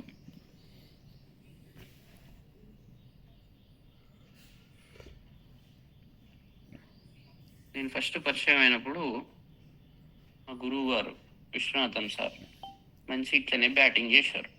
నాకు బాగా నచ్చింది, అది నచ్చింది కాబట్టి వెంటనే నేర్చుకున్నా, ఎంత అది ఉన్నా కూడా. కొందరికి నచ్చదు, ఆయనకి ఏంది ఇట్లా అంటున్నారు ఏందో అని వెళ్ళిపోతారు. అంటే మన యొక్క తత్వాన్ని బట్టి మనం దానికి అట్రాక్ట్ అవుతాం. ఇప్పుడు నేను చెప్పే వాటితో కొందరు బిజినెస్ దెబ్బతింటది, వాళ్ళ బిజినెస్ దెబ్బతింటది కాబట్టి ఇదంతా నాన్ సెన్స్ అంటారు. చాలా సింపుల్. విద్యను బిజినెస్ ఓరియంటెడ్ గా చూసి, లేదా అహంకారం కోసం నేర్చుకొని, ఇలాంటి వాళ్ళందరూ ఇప్పుడు చెప్పే విషయాలని యాక్సెప్ట్ చేయరు.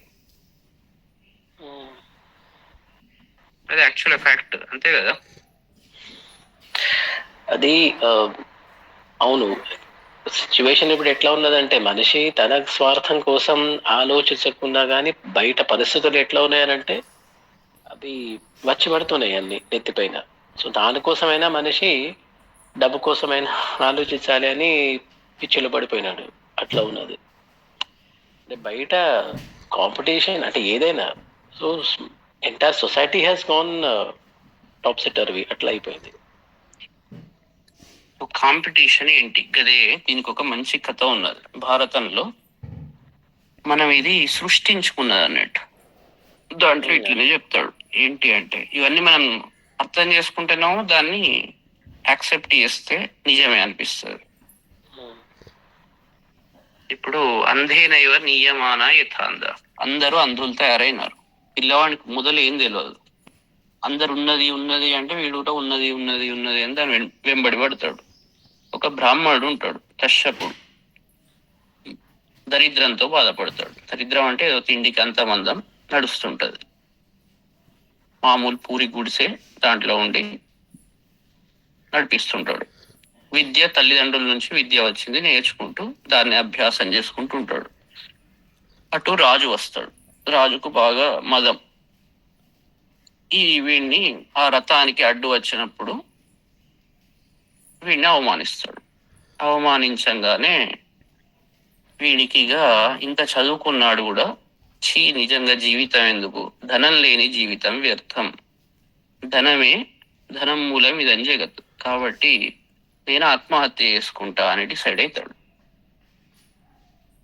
భగవంతుడు నేను ఇంత చేసినా కూడా నాకు కరుణిస్తులేడు, ఇన్ని పూజలు చేశా, ఇన్ని చేశా, కానీ నన్ను దరిద్రంలోనే ఉంచాడు, కాబట్టి నాకు అదే కావాలి, ఈ జీవితం అది లేని జీవితం వ్యర్థం అని చావడానికి సిద్ధమవుతుంటాడు. అప్పుడు ఇంద్రుడు ఒక కొంగ రూపంలో వస్తాడు, వచ్చి మాట్లాడతాడు. అంటే ఇది ఒక ఎగ్జాంపుల్ అన్నట్టు, కొంగ రూపంలో వచ్చి కొంగ మాట్లాడుతుందా అని అంటారు, ఇదో లొల్లి. అక్కడ విషయం అట్లా కాదు, అక్కడ మన నీతిని అర్థం చేసుకోవాలి. వచ్చి మరి ఏంది నువ్వు ఇంత మనిషి బ్రాహ్మణ కుటుంబంలో పుట్టావు, అన్ని విద్య నేర్చుకున్నావు, అన్ని విషయాలు తెలిసినాయి, ఇది ఒక పెద్ద అదృష్టం. ఒక మనిషిగా పుట్టుడే ఎన్నో జన్మల నుంచి చేసిన పుణ్యం ఉండండి మనిషిగా పుట్టాడు. ఆ మనిషిలో మంచి విద్యావంతుల కుటుంబంలో పుట్టావు, అన్ని తెలుసుకున్నావు, నేర్చుకున్నావు. నువ్వు నీ పని వృత్తి చేసుకుంటే నీకు ఆనందం ఉండదా? ఇప్పుడు నేను కొంగను, నాకు వెనుక దోమలు ఈగలు వాళ్తే దాన్ని గోక్కోవాలంటే కూడా నాకు కష్టం. నీకు అందంగా ఉన్నావు, వేళ్ళు మంచిగా ఉన్నాయి, నిన్ను ఎవరు తప్పు పట్టడానికి లేదు, నాకు వెనుక ఈగలు వాడితే కూడా గోక్కోవాలంటే కష్టం, అది బాధను భరించాలి. నాకన్నా ఇంకా నీచ జీవులు కూడా ఉన్నాయి, మరి నేనెప్పుడు ఇట్లాంటి పరిస్థితుల్లో కూడా నేను ఆత్మహత్య చేసుకోవాలని అనుకుంటలేను, నా దగ్గర డబ్బు లేదు, నన్ను ఎవడు అది చేసేది లేదు అని కొంగ రూపంలో వచ్చి నీతి చెప్తాడు. ఇన్ని ఉన్నాయి, మంచిగా చేసిన విద్యను ఉపాసించుకుంటూ ఉండవచ్చు, వాంటి ఎవరితో కాంపిటీషన్ ఎందుకు పెట్టుకుంటున్నావు? నువ్వు వాళ్ళతో ఎందుకు, వాళ్ళ దిక్కెందుకు చూస్తున్నావు? నీ అంతటా నువ్వు సెల్ఫ్ సాటిస్ఫాక్షన్ ఉన్నదంటే మనసిచ్చ పరితుష్టే కూర్తవాన్ కో దరిద్ర. ఎవరైతే మనస్సుతో పరితుష్టే సంతోషంగా తృప్తి పడతారో, మనస్సు యందు అన్ని విధాలుగా తృప్తి ఉంటుందో, కూర్తవాన్ కో దరిద్ర. ఎవడు అర్థవంతుడు అంటే ధనవంతుడు, ఎవరు దరిద్రుడు? మనస్సులో వానికి తృప్తి ఉండాలి. తృప్తి లేకుంటే మీకు 1000 కోట్లున్నా మీకు తృప్తి ఉండదు, మళ్ళీ మీకన్నా పై వాడినే చూసుకుంటారు, కాంపిటీషన్ నడుస్తూనే ఉంటది, నిద్ర పట్టదు. ఇది కరెక్ట్ గా అర్థం చేసుకుంటే, వాడు బిల్డింగ్ కొన్నాడు కాబట్టి నేను కొనాలి, వాళ్ళు ఎట్లా ఉన్నారు కాబట్టి నేను అట్లనే ఉండాలి. మామూలుగా మనకి ఎంత అవసరం, ఫండమెంటల్ ఆలోచిస్తే మరీ గంత దొరకకుండా ఎవరు ఉండరు. మనం తృప్తిగా ఉండలేం కాబట్టి ఇవన్నీ వస్తున్నాయి. ఉన్నదాంతో మనం తృప్తిగా ఉండలేం. తృప్తిగా ఉండి వర్కౌట్ చేయండి. అయ్యో లేదు అని బాధపడితే, దానికోసం అధర్మ మార్గాలు తొక్కితే, ఇది మళ్ళీ ఏమవుతుంది, నెక్స్ట్ ఇంకా నీచ జన్మ వస్తుంది ఈ చేసిన పనులతో. నెక్స్ట్ దాని గురించి ఆలోచించేద్దాం. మరి నిత్యం సన్నిహితే మృత్యు కర్తవ్యో ధర్మ సంగ్రహం. ఎప్పుడు చస్తామో తెలియదు, శరీరాన్ని వదిలిపెడతామో తెలియదు. మనస్సునందుకే శుద్ధి చేసుకున్నప్పుడు తుష్టి వస్తుంది, పరితుష్టి వచ్చినప్పుడు మనం చేసే పనులను ధర్మ మార్గంలో చేస్తాం. చాలా సింపుల్ ఇది, కాంపిటీషన్ లేదేం లేదు. మన మైండ్ లో కాంపిటీషన్ పెట్టుకున్నాం, మనం ఎవరు కొడుతులేరు ఇట్లా చేయమని. మన బుర్రలు అజ్ఞానంతో బాగా ఆవరించి మనం ఏం చేస్తున్నాం అంటే ఇట్లా చేస్తున్నాం, ఇంకోళ్ళతో పోటీ పెట్టుకుంటున్నాం.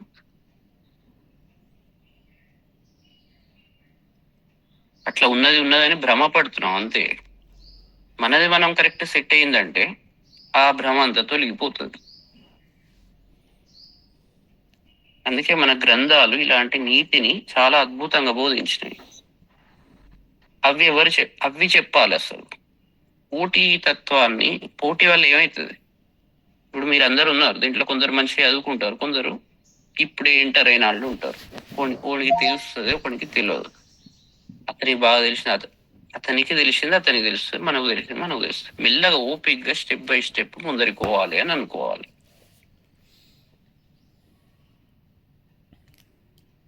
న్యాచురల్ గా ఇది మంచిగా గుర్తుపెట్టుకోండి. మనసిచ్చ పరితుష్టే కూర్ధవాన్ కూర్దరిద్ర. అది ఉన్నప్పుడు టెన్షనే ఉండదు.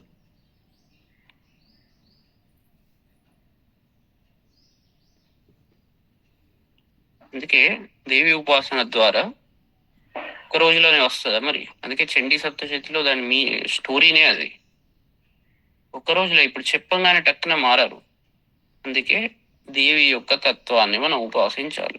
ఉపాసించడం అంటే దాన్ని మాటి మాటికి స్మరణ చేయడం ద్వారా, ఆమె జపం చేయడం ద్వారా మీకు ఆ తత్వం అలవాటు పడుతుంది. ఏదైనా ఒక రోజులో మందు ఇయ్యంగానే రోగం పోదు. ఈ చెప్పిన విషయం స్లోగా డైజెస్ట్ చేసుకోవాలి. కానీ మీకు డైజెస్ట్ చేసుకోవాలన్న అది ఉండాలి, భక్తి. అది చెప్పేవాడు కరెక్ట్ చెప్తున్నాడు విషయం అనే గురుభక్తి లేకుంటే ఎట్లనే చెప్తుంటారు. ఆయన చెప్పేది ఆయన చెప్తాడు, ఆయనకేం తెలుసు అని దానికి విపరీత వ్యాఖ్యానాలు వస్తాయి.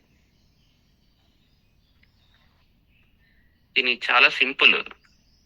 చెప్పిన విషయం ఒక వ్యక్తి చెప్తాడు. గురువు ఏం చేస్తాడు అంటే, గురువు లక్షణం అతను మంచి మార్గాన్ని చూపెడతాడు. చూపెట్టినప్పుడు శిష్యుడు కరెక్ట్గా గురువుని నమ్మినప్పుడు ఆ మార్గాన్ని పట్టుకొని పోతాడు. చాలా సింపుల్.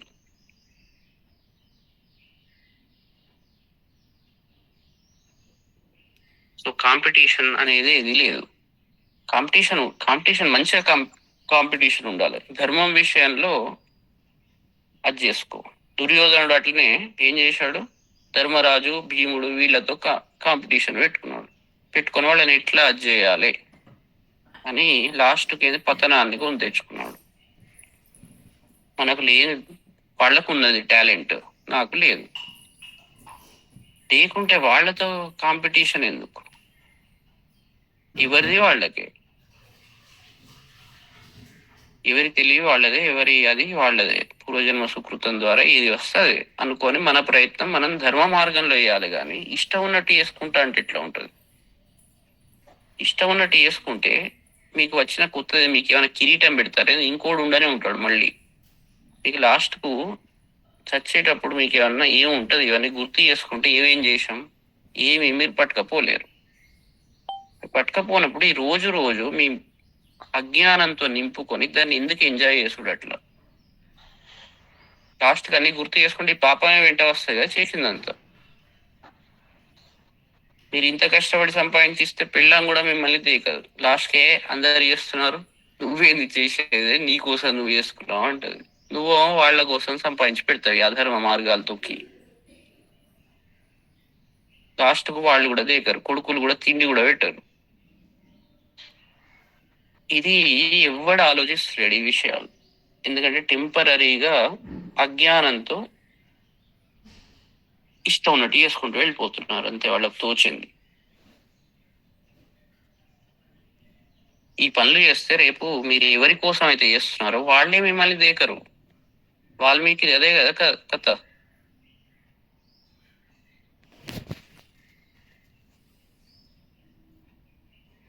అందుకే క్యారెక్టర్ డెవలప్మెంట్ ఫస్ట్ ఇంపార్టెంట్. మన శాస్త్రాలు చెప్పింది దానికోసం ఇవన్నీ.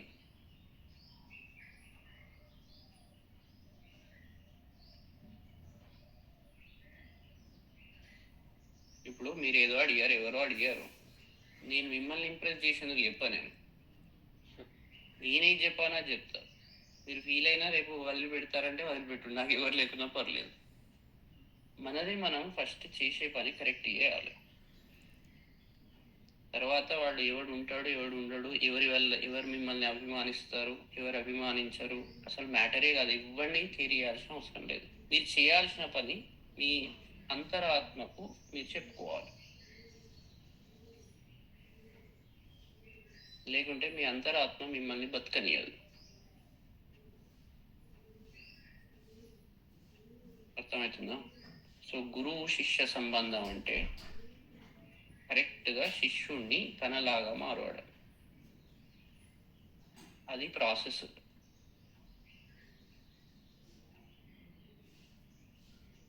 సెల్ఫ్ సఫిషియెంట్ చేయడం, బయట చుట్టుపక్కల వాటితో ఇన్ఫ్లుయెన్స్ కాకుండా ఒక రక్షణ కవచాన్ని తయారు చేసుకోవడం. రక్షణ అంటే జస్ట్ బాడీ రక్షణ కాదు, మానసిక రక్షణ. మనస్సు కూడా ఇవన్నీ పక్కాడు మీరు చెప్పిన కొద్దీ ఇప్పుడు ఈ విషయాలు ఎవరికైనా చెప్పారు అనుకుంటే ఆయనకి ఎట్లా చెప్తుంటారు, వాళ్ళకి ఏం పనిలేదు, వాళ్ళకి తెలియదు నీ సంగతి ఏం తెలుస్తుంది, నీ సిచ్యువేషన్ ఏం తెలుస్తుంది, వాళ్ళకి ఎట్లనే చెప్తారు అంటాడు. నిజమే, అప్పుడు ఇదే మంచిగా రుచిగా అనిపిస్తుంది ఈ మాట. అది మనసుకు సరిగ్గా షీల్డ్ లేకుంటే మనం ఎవరు ఏది చెప్తే దాంతో ఇన్ఫ్లుయెన్స్ అవుతాం. మన అంతరాత్మ అందరికన్నా పెద్ద గురువు. ఎదుటివాడు కన్నా మీ అంతరాత్మ సద్గురు. దాని మీద ఫస్ట్ మంచిగా మీరు లోపలికి ఆలోచించాలి. అసలు దానికి కావాల్సింది ఏంటి ఆలోచించినప్పుడు ఆ అంతరాత్మ సరిగ్గా ఉంటే భగవంతుడు ఏం చేస్తాడు, మంచి గురువుని చూపెడతాడు, కరెక్ట్ చెప్పేవాడు. మీరే సరిగా లేకుంటే ఇలాంటి వీళ్ళు ఎదురుకుతారు బయట. లాస్ట్ కు మీతో వచ్చేది ఏంటి? ఇప్పుడు ఉండదు, కష్టం ఉంటది, నిజమే కష్టం ఉంటది, ఏదో కొద్దిగా దొరుకుతుంది, దాంతో బతకొచ్చు. అన్యాయంగా సంపాదించొద్దు, అన్యాయంగా వేరే ప్రయోజనాలు పొందొద్దు. అక్కడ మీరు చీఫ్ మినిస్టర్ అయినా మిమ్మల్ని వెనుక తిట్టుకుంటూనే ఉంటారు, మిమ్మల్ని పొగిడేటాడు, అబ్బా చాలా అద్భుతంగా అయినాడు అని ఎవరు అన్నారు. ఇటు చూసినా మీ మీద మీరు ఫస్ట్ నిలబడాలి.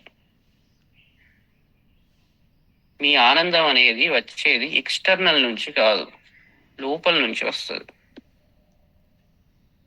ఆనందవల్లి అని ఉన్నదండి, ఒక మనిషి ప్రపంచంలో అతనికి మొత్తం ప్రపంచమే రాజ్యం, మొత్తం టోటల్ అతని కంట్రోల్లోకి వచ్చింది అనుకోండి.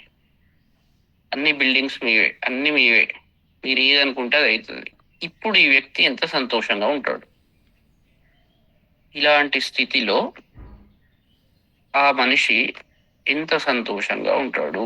లోకం అంతా అతని కంట్రోల్లో వస్తాయి. ఏముంటది? ఏముండదు, గదే ఉంటది. అతనికన్నా నెక్స్ట్ లెవెల్ ఒక్కొక్కటి చెప్పుకుంటూ పోతాడు. కాబట్టి ఆనందం, మనిషికి కావాల్సింది ఏంటి? ఆనందం, తృప్తి, శాంతి. అది ఈ బయటి వాటి వల్ల రాదు. మీరు బయటి వాటి వల్ల ఎప్పటి వరకు అయితే చూసుకుంటూ ఉంటారో అప్పటి వరకు ఇదే దాంట్లో మునిగిపోతారు. ఎందుకంటే రేపు మీతో వచ్చేది కేవలం మీ ధర్మం. రేపటి సంగతి పక్కకు పెట్టండి, ప్రస్తుతం కూడా మీకు సంతృప్తిగా ఉండాలంటే, మంచిగా నిద్ర పోవాలి అంటే, మీ లోపల నుంచి వచ్చే క్వాలిటీసే మిమ్మల్ని సంతృప్తిస్తాయి మీకు.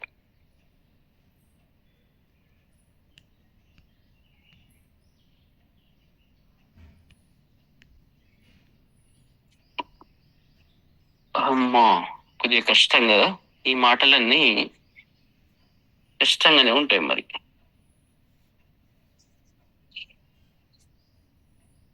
అలా అని ఏది చేయకుండా, ఇష్టపడకుండా, అధర్మ మార్గంలో పనులు చేయకండి. కష్టపడండి, ధైర్యం ఇస్తుంది. శాస్త్రాలు ఏం చేస్తాయి? ధైర్యం ఇస్తాయి, దానికి మార్గాలు, ఒక సొల్యూషన్స్ చూపెడుతుంటాయి. ఏం చేయకుండా అట్లనే ఉండుండే అట్లా కాదు, యాక్షన్ చేయండి. యాక్షన్ ఎట్లా చేయండి? మంచి ఫోకస్ చేయండి. అజ్ఞానం తీసివేసి అప్పుడు ఫోకస్ ఇంకా ఎక్కువ అవుట్పుట్ వస్తుంది. మీకు ఎక్కువ వస్తుంది. టెన్షన్తో ఏమీ రాదు. అందుకే కర్మణ్యేవాధికారస్తే మా ఫలేషు కదాచనం అంటే ఫలాన్ని ఆశించకు అన్న అది విషయం అది కాదు. మీరు చేసే పని ఎప్పుడైతే ఫోకస్తో చేసుకుంటూ వెళ్ళిపోతారో ఫలం ఆటోమేటిక్గా వస్తుంది. నేను చేస్తున్నానో ఆలోచించకండి. నేను అనగానే మీకు అది కావాలన్న కోరిక వస్తుంటుంది, తొందర రావాలని. మీరు ఆ తొందర రావాలి అనే చిత్తం మీద ఉంటే మీరు పని సరిగా చేయలేరు. పని సరిగా చేయకుంటే అవుట్పుట్ రాదు. మీ ఫోకస్ పని మీద పెట్టండి, ఆటోమేటిక్ అవుట్పుట్ వస్తుంది. మనకు తొందర, ఓపిక సరిగా లేకపోవడం, ఈ మిగిలిన అన్ని నెగిటివ్ క్వాలిటీస్ వల్ల మనవి తొందరగా అధర్మ మార్గాల్లో అడుగులు వేస్తాం.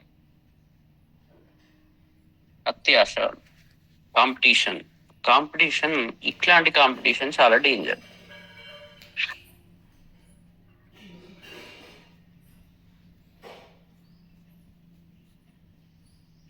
ఇప్పుడు మా నాన్న ఉండేది అంటే చిన్నప్పుడు విన్న విషయాలు. అడ్వకేట్ అందరూ ఆయన దగ్గర నేర్చుకున్న వాళ్ళందరూ అందరు కార్లు కొన్నారు, ఆయన మాత్రం కొనలే. చెప్పులు వేసుకొని పోయేది, సైకిల్ దొక్కుంటూ పోయేది. ఏంది నాన్న అందరూ అప్పుడు అడిగేది, ఏంది అట్లా చేస్తున్నావు, నువ్వు కూడా అది చేయొచ్చు కదా అంటే, ఇక వాడితో పోటీ పడితే కథమే, ఇక మనం రేపటి నుంచి నేను కూడా అన్ని తప్పుడు పనులు చేయాల్సి వస్తుంది. మనం ఎట్లా ఉండాలో గట్లనే ఉండాలి. మా గురువు గారు ఆయనే సన్మానం చేస్తా అంటే అసలు ఊకపోయేది. ఎంత సింపుల్ గా ఉండేది అంటే అంత సింపుల్ గా ఉండేది. మరి ఆయన విద్య ఇప్పుడు గిట్ట ఎవరికన్నా వేరే వాళ్ళకు ఉంటే ఎన్ని వేల కోట్లు సంపాదించను. దాని మొత్తం పెద్ద సామ్రాజ్యాన్ని తయారు చేసేవాళ్ళు. ఏమి ఇంచు గిత్తత్తు తెలిసిన వాడే ఆగుతులేడు ఇవాళ రేపు. ఒకటి రెండు ముక్కలు తెలుస్తూనే ఆగుతులేడు. ఆయనకు అంత విద్య, అన్ని శాస్త్ర జ్ఞానం ఉండి అన్ని శాస్త్రాల్లో భాషల్లో ఆయన సింపుల్ ఒక మూల కూర్చొని ఆయన చదువు ఆయన చదువుకునేది. ఇప్పుడు వాడు సన్మానం చేస్తా అంటాడు, వాళ్ళు సన్మానం చేస్తే మళ్ళీ రేపు మన నుంచో ఎక్స్పెక్టేషన్ ఉంటుంది. నేను చేసా కదా, వాడు రేపు ఏదో అడుగుతాడు కుండలి, వాడికి చెయ్యకుంటే నేను మొన్న సన్మానం చేయించా కదా, వాడే చేయించినట్టు ఫీల్ అవుతాడు. తర్వాత ఒకటి రెండోది, వాళ్ళ దగ్గరికి పోయే అంతసేపట్లో నేను ఇంకో పుస్తకం చదువుకోవచ్చు, నా టైం వేస్ట్. అంత నాకు వచ్చే లాభం ఏంటి? ఈ రకంగా అది చేసేది. ఇది ఋషితత్వం.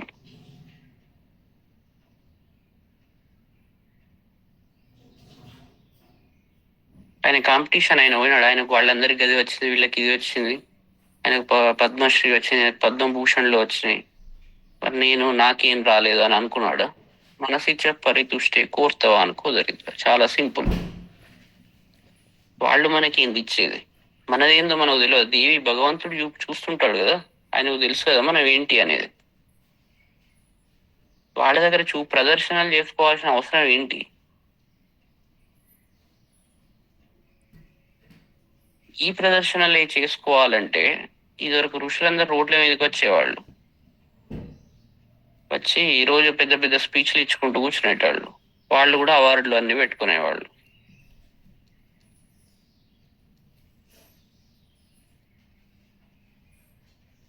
సింపుల్ లైఫ్ అనేది బేసికల్ గా మిస్ అవుతున్నారు అందరూ.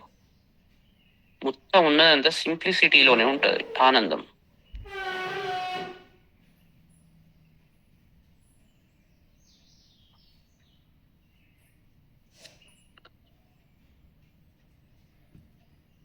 ఓకే, ఇంకేమైనా డౌట్లు ఉన్నాయా?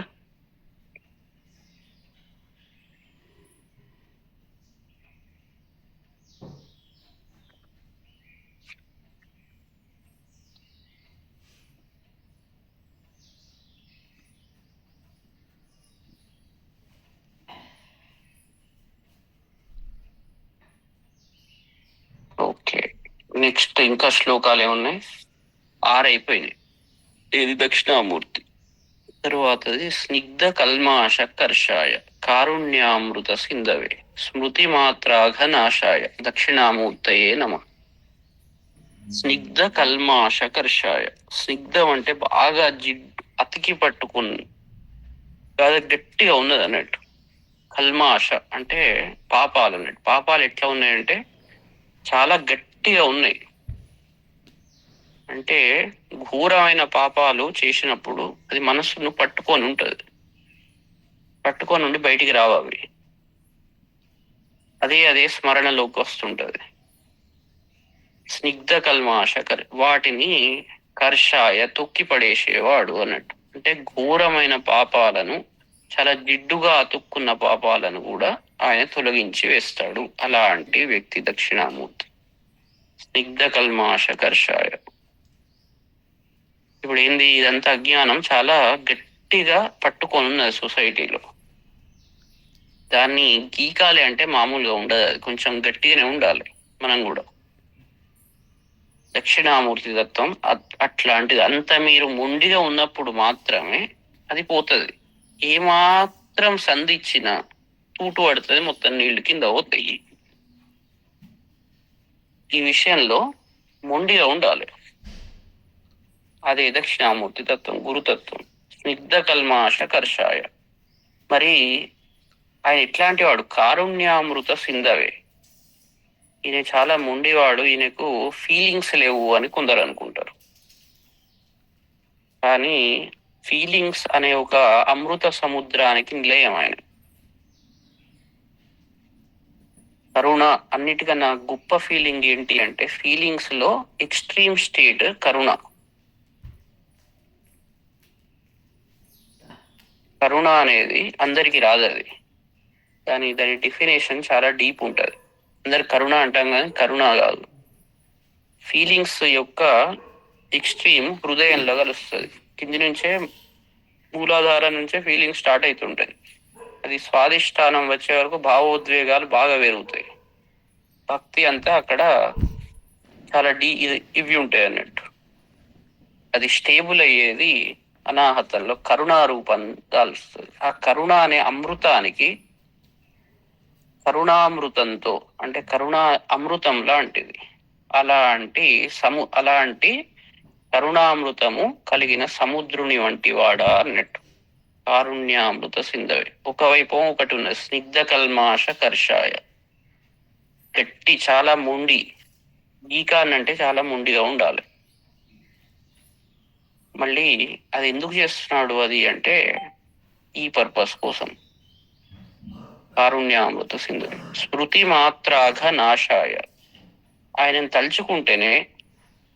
తలుచుకోవడం అంటే ఆయన సన్నిధి కోవడం, ఆయనను మనసులో స్మరణ చేసుకోవడం, ఆయన తత్వాన్ని మనం స్మరణ చేసుకున్నప్పుడు ఒక్క స్మృతి మాత్రంతో అఘనాశాయ. అఘము అంటే పాపం, దాన్ని నాశనం చేసేవాడు అన్నట్టు.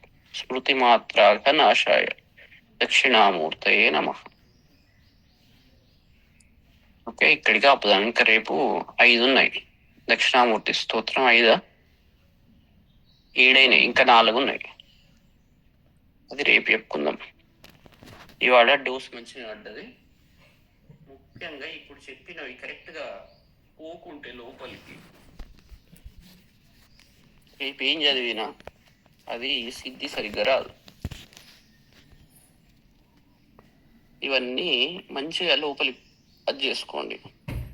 ఒక మనిషిగా పరిపూర్ణతత్వము రావాలి.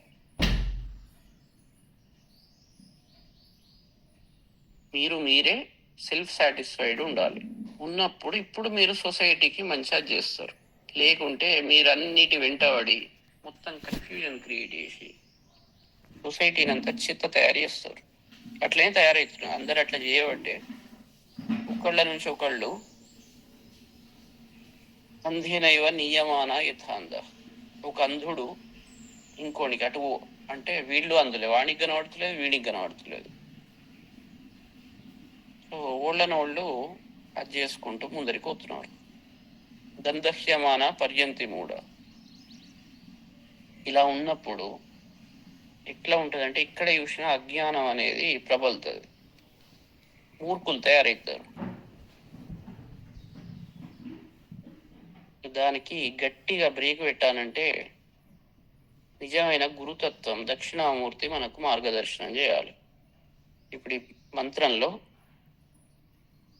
ఇప్పుడు గురువు గారు సార్ ఏదైతే ఆచరించి చూపెట్టారు, విషయాలు చెప్పలే ఆయన జీవితం మొత్తం ఒక ఎగ్జాంపుల్. దాన్ని కరెక్ట్గా అర్థం చేసుకున్నప్పుడే ఆయనను గౌరవించినట్టు. ఆయన అంటే బాగా భక్తి అండి. ఏం భక్తి అండి? ఆయన చూపెట్టిన మార్గాన్ని నువ్వు అనుసరించకుంటే భక్తి ఏంటండి కదా? భక్తి అంటే ఏంది? ఆయన చెప్పింది మీరు ఆచరించాలి, అది భక్తి. కొత్తగా నేను ఆయనను అది చేసుకుంటాము ఆయనకు, అది కాదు. ఆయన చూపెట్టిన మార్గాన్ని మీరు ఎప్పుడైతే అనుసరిస్తారో అది మాత్రమే నిజమైన భక్తి. ఆయన ఏం చెప్పాడు? ఏం చేసి చూపెట్టాడు లైఫ్లో. చాలు, ఒక్క గురువు చాలు.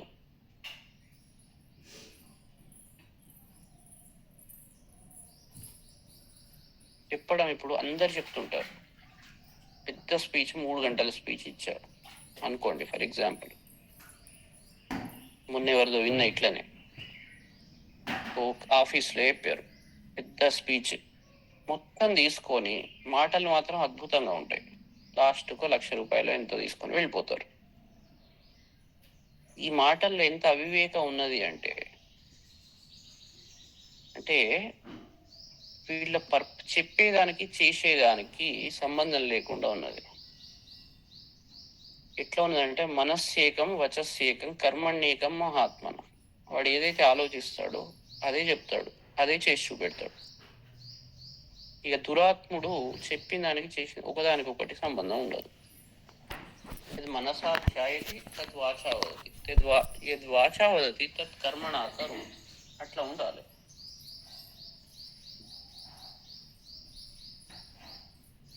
చాలా సింపుల్. ఆధ్యాత్మిక జ్ఞానం రావాలంటే మనకు కావాల్సింది ఏంటి అంటే ₹1 అవసరం లేకుండా కేవలం మీ శ్రద్ధ కావాలి. కేవలం మీ శ్రద్ధ కరెక్ట్గా ఉన్నప్పుడు అన్నీ పాసిబులే. లైఫ్లో కరెక్ట్ డైరెక్షన్ వస్తుంది, సెల్ఫ్ సాటిస్ఫాక్షన్ వస్తుంది, విద్య వస్తాయి, అన్నీ వస్తాయి. కానీ దానికి కావాల్సింది మీ శ్రద్ధ, భక్తి. భక్తి అంటే ఇంతకుముందు చెప్పినట్టు కరెక్ట్గా ఆ లోపల నుంచి హృదయం స్పందించాలి.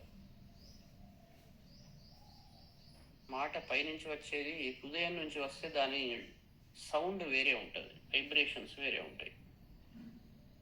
హృదయం నుంచి రావాలి. హృదయం నుంచి మాట బయటికి రాకున్నా హృదయంలో ఆ తత్వం కరెక్ట్గా ఉన్నప్పుడు, ఆరాధనా తత్వం ఉన్నప్పుడు నువ్వు చెప్పింది మీరు కరెక్ట్గా ఫాలో అవుతారు. ఆరాధనా తత్వం లేదనుకోండి, కరెక్టే విన్నా కానీ అది కష్టం అంటారు. ఎందుకంటే మీరు దాన్ని ఆరాధిస్తులేరు.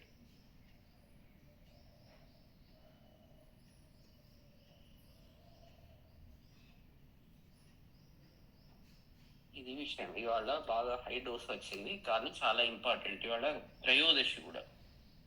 మీరు త్రయోదశి, వీళ్ళు జైనులు కూడా దీన్ని స్పెషల్గా సెలబ్రేట్ చేసుకుంటారు. రెండవది ఈరోజు మూలా నక్షత్రం, మూలం అన్నట్టు సరస్వతి, మూలా నక్షత్రం సరస్వతి దినం. సరస్వతి ఇట్లనే ఉంటుంది. ఎట్లా ఉంటుంది అంటే మూలం చాలా కఠినంగా ఉంటుంది.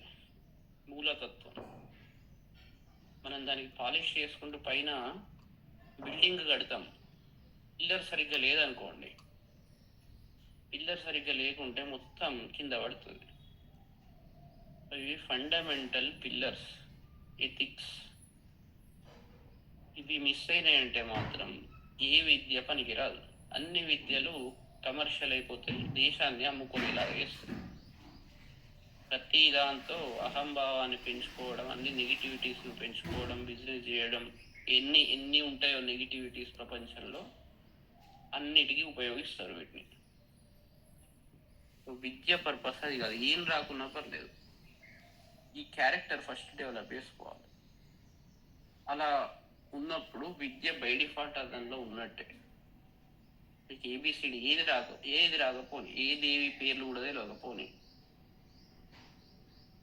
ఏ నవరాత్రులు చేసుకోకున్నా మంచిదే.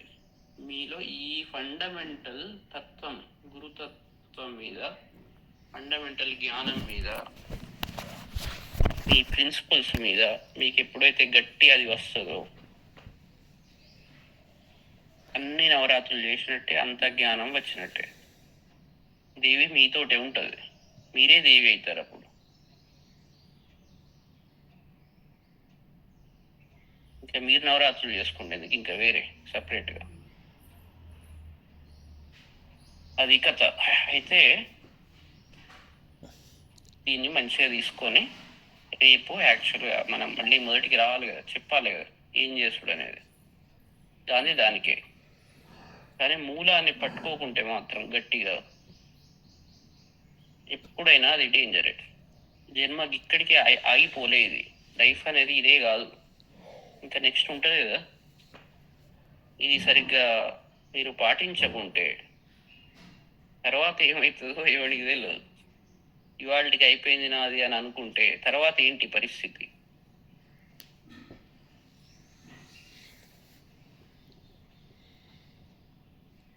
ఇప్పుడు మీరు అనుకుంటున్నారా ఇంతే అని అనుకుంటున్నారు, మీరు చేసిన ప్రతి లిస్ట్ ఉంటుంది కదా. కాబట్టి అధర్మ మార్గంలో పోవడం మంచిది కాదు. ఓకే, సో గురు శిష్య సంబంధం స్ట్రాంగ్గా ఉండకుంటే చెప్పినవి అర్థం కాదు.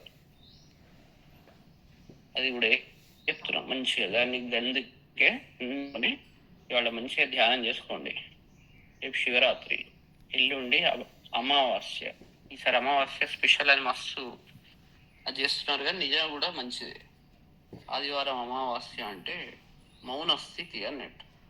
నెక్స్ట్ ఇక ట్రాన్స్ఫర్మేషన్ మౌని అమావాస్య అంటారు.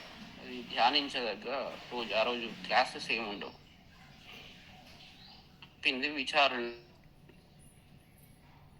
ఇవాళ ఫస్ట్ చెప్పినవన్నీ ఒక్కసారి ఆలోచించుకోండి. ఓకే, రేపు హై లెవెల్లో నెక్స్ట్ ఏం చేయాలని చెప్తా. ఎల్లుండి మొత్తం ధ్యానం చేసుకోండి. ధ్యానం అంటే ఏం లేదు, కూర్చొని శ్వాస ఇది చేసుడు కాదు, విషయాన్ని గాఢంగా ఆలోచించడం. తర్వాత ఇక నవరాత్రులు స్టార్ట్ అవుతాయి. అప్పుడు శ్యామలాదేవి నిజమైన విద్యాదేవత అంకురారోపణం జరుగుతుంది ఆమె. అప్పుడు మీరు ఇది నేర్చుకొని బయటికి పోతే సొసైటీలో మంచి చేయగలుగుతారు, ధైర్యంగా దేన్నైనా ఎదుర్కోగలుగుతారు. ఓకే, రేపు కలుద్దాం మళ్ళీ.